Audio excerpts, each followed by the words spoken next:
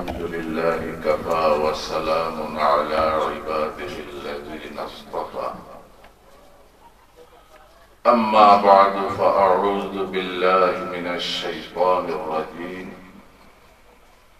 بسم الله الرحمن الرحيم وذكر فإن الذكرى تنفع المؤمنين آمنت بالله صدق الله مولانا العظيم وصدق رسوله النبي الكريم ونحن على ذلك من الشاهدين والشاكرين والحمد لله رب العالمين دار الأذكار مدرسة এই অঞ্চলে লেখাপড়ার একটা নতুন উদ্যোগ। এই অঞ্চলে বর্তমান যুগ চাহিদা অনুযায়ী ইলমি খোরাকের যে একটা ব্যবস্থা করা প্রয়োজন, এরকম একটা মফস্বল অঞ্চলে সিলেট শহর থেকে এত দূরে যে কাজ শুরু করেছে, আলহামদুলিল্লাহ এটার আওয়াজ সিলেটকে ছাপিয়ে অনেক দূর পর্যন্ত পৌঁছে গেছে। এখান থেকে তৈরি হওয়া ছেলেরা আজকে ঢাকায় ভালো অবস্থানে আছে। যাদের কিছু আমাদের সামনে এসেছিলেন, আমরা তাদের কাছ থেকে শুনেছি।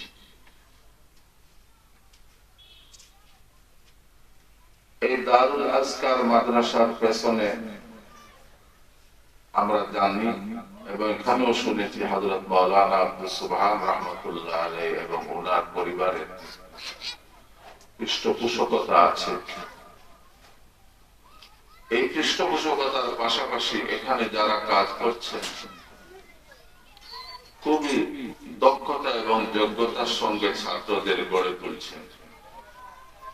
আমাদের সিলেটের কিছু বা ঢাকার বড় বড় মাদ্রাসা আমরা অনেক মেধাবী ছাত্র পাই, মিশকাতে জালালাই, এদের নিচ থেকে এরাই তৈরি করে দেয়।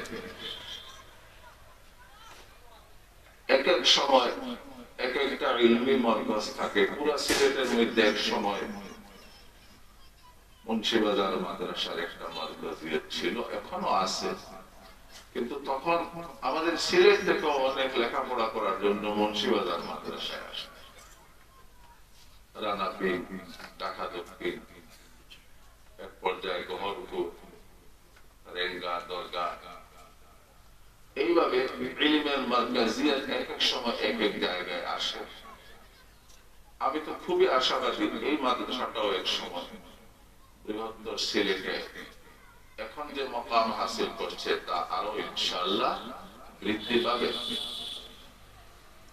এই মাদ্রাসাওয়ালা বড় একটা কর্তৃপক্ষ যারা আজকের এই ইংলিশ শব্দ রিইউনিয়ন, আমরা বাংলায় ভালো পুনর্মিলন, এই হীনমন্যতে আমাদের ভোগার দরকার নাই, সবকিছুতে ইংলিশ ব্যবহার করতে হবে।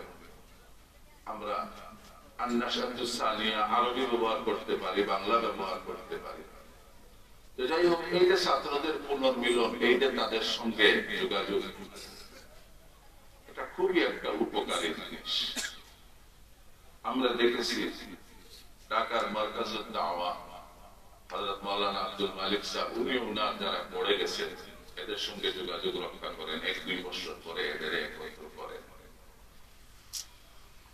আমরাও শত প্রতিবন্ধকতা এবং শত ব্যস্ততার মাঝে গত বছর দরগা মাদ্রাসার পুরানা ফাজিলদের একসঙ্গে একত্র করার একটা চেষ্টা করেছিলাম। জানি না এটা কোন গাইবী নিজাম ছিল। আমাদের মাদ্রাসার সবচেয়ে প্রবীণ উস্তাদ, আমাদের উস্তাদ দরগা মাদ্রাসার মুহতামিম শেখুল হাদিস হযরত মাওলানা মুহিবুল হক গাছবাড়ি রাহমাতুল্লাহ আলাইহি, এই সুযোগে সব ছাত্র তাকে সামনাসামনি দেখার একটা সুযোগ পেয়েছি। এটা যদি গত বছর না করা হইতো, এই বছর আমরা আফসোস করি। এমনকি আমার অবাক লাগছে, আমাদের একজন পুরানা ফাজিল হবিগঞ্জের মুহাদ্দিস হযরত মাওলানা তাফাজ্জুল হক রাহমাতুল্লাহ আলাইহির ভাই মাওলানা আহমদুল হক সাহেব, উনি আমেরিকায় থাকেন, কিভাবে উনি এসে পৌঁছে গিয়েছিলেন। আমরা হয়তো ওনাকে প্রায় 20-25 বছর পরে দেখেছি, একই মাদ্রাসায় পড়ানোওয়ালা, কিন্তু মোলাকাত হয়েছে অনেক।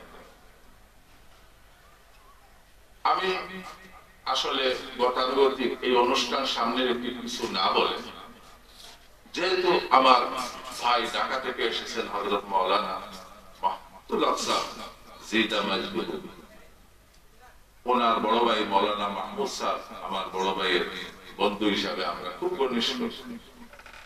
আমি শুধু ওনার সামনে ওনার আব্বার একটা ঘটনা আজকে বলতে চাই, যেটা ওনার জানা নাই কিন্তু জানার দরকার। मौलाना रफी उस्मानी साहब एक दिन আমাকে ডেকে বললেন, तुम्हारे वालिद का एक वाकया सुनाता हूं, वो तुम्हारे काम में आएगा। अल्लाह और मेरे अलावा कोई नहीं जानता। তোমার আব্বার একটি ঘটনা শোনাইবো যেটা আল্লাহ জানেন, আমি জানি, আর কেউ জানে না। তিনি কেমন মুখলিস লোক ছিলেন। ঢাকার কমর সাহেবের বাসায় ধানমন্ডি আমাদের বিদেশি আলিমরা আসলে উনি মেহমানদারি করে। মৌলানা রফি উসমানী সাহেবের সঙ্গে দেখা করতে গেছেন আব্বা। निस्बत हिसाबे मौलाना रफी उस्मानी साहब अब्बास शागिर्देर पर्याये।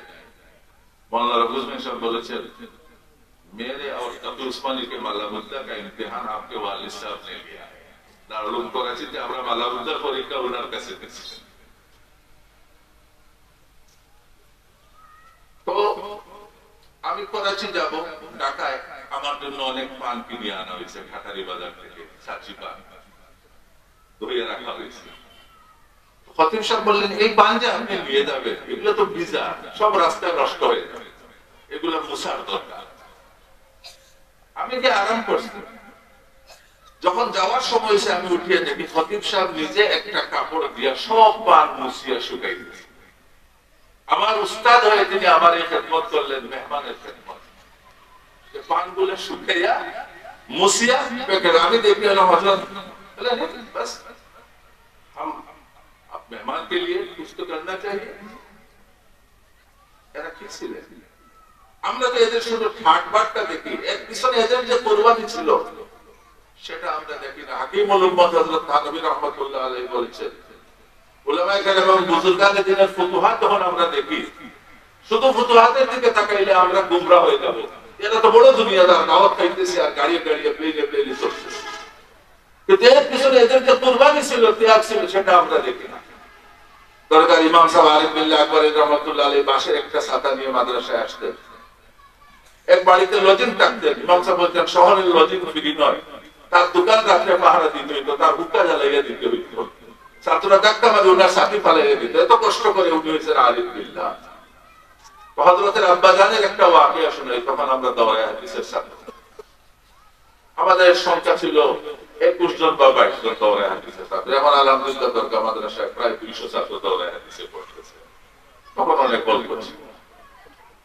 আমাদের এক হুজুর ছিলেন খুব সহজ সরল, হযরত মাওলানা আব্দুল হাকিম সিরাজুল গামী রাহমাতুল্লাহ আলাইহি।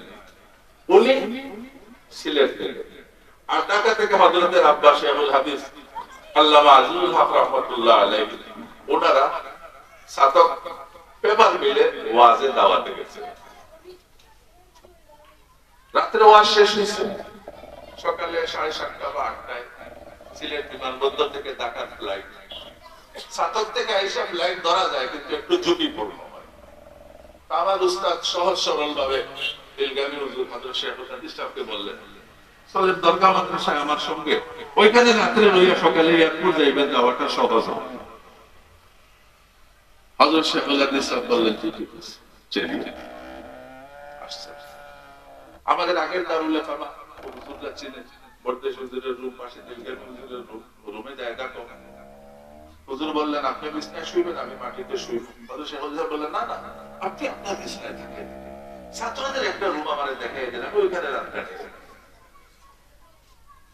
রাত 12টা 12:30 হুজুরে আমাদের বলে, তোমার রুমে কোনো সিট খালি আছে? বললাম, একটা খালি আছে। তো হযরত শেখুল হাদিস সাহেবকে শোয়াইব। আমরা বিসমিল্লাহ। তো হুজুর আমাদের রুমে আমাদের পাশে রাত্রে শুইছেন, যে হাদিসের তালবানের সাথে আমি থাকলাম। এক বেয়াদব ছিল আমাদের সাথী, বেয়াদব না বেওকুফ, সে শুয়ে শুয়ে হুজুরকে জিজ্ঞাসা, হুজুর আপনি ইত্যাদির রুমে ঢুকছেন না ছাড়িয়ে দিচ্ছেন? ঘুমাই ঘুমাই প্রশ্ন করে। হুজুর বললেন, এখন ঘুমাইতে দাও, ফজরের সময় আমি বলবো। ফজরের নামাজের দরকার ইমাম সাহেব রহমাতুল্লাহ আলাইহি যখন দেখছেন শেখুল হাদিস সাহেব সঙ্গে সঙ্গে দরগা মসজিদে নামাজের পর মুখতাসার বয়ানের ইন্তজাম করছেন। হযরত মাইক নিয়ে বললেন আপনি একজনে আমার সওয়াল করছিল ইতিহাসুল মালুম, আমার ওয়াদা ছিল আমি ফজরে জবাব দিব, এখন তার প্রশ্নের জবাব দিই। এই ছিল ওনাদের মধ্যে সাদেকি। আমরা তো ওনাদের বাইরে ঠাটবাট দেখছি, ওনাদের ভিতরে কতটুকু সরলতা ছিল। মোল্লা আব্দুল মুত্তাকিব সাহেব থেকে ওনার বাড়িতে আব্বা গিয়ে লন্ডন থাকছে, কি সাদেকি ওনাদের মধ্যে ছিল, কি একটা মানুষের সঙ্গে আখলাকি এবং বেলস তাআল্লুক ছিল। এই হযরতরা বলতেছেন আব্বার বিভিন্ন ওয়াকিয়া। তো আমি আপনাদের কাছে অনুরোধ করব, এই আকাবির আজকে যারা এখানে আছেন হয়তো আগামীতে এদেরকে আমরা একসঙ্গে পাবো না, এদেরকে আমরা মোতালা করার দরকার। হযরত থানভী রাহমাতুল্লাহ আলাইহি সওয়াল করা হয়েছিল আপনার এত লোক আপনি কোন কিতাব পড়ছেন? হযরত বলছিলেন मैंने ज्यादा कुतुब भी नहीं की, अलबत्ता कुतुब भी नहीं की है।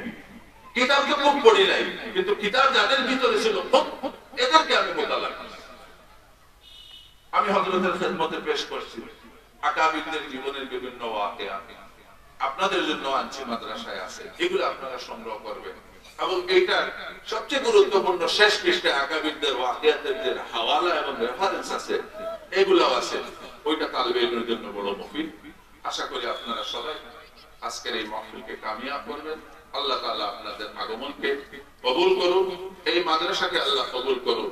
আল্লাহুম্মা তাকাব্বাল হাযিহিল মাদ্রাসা বিকবুলিন হাসান, আল্লাহুম্মা কাসির আওয়ানহা ওয়া আনসারাহা واجعل عافية الناس مائلة إليها، واجعل طلبتها علماء صالحين، واجعل أساتذتها ورجالها من كل عبادك الصالحين. وآخر دعوانا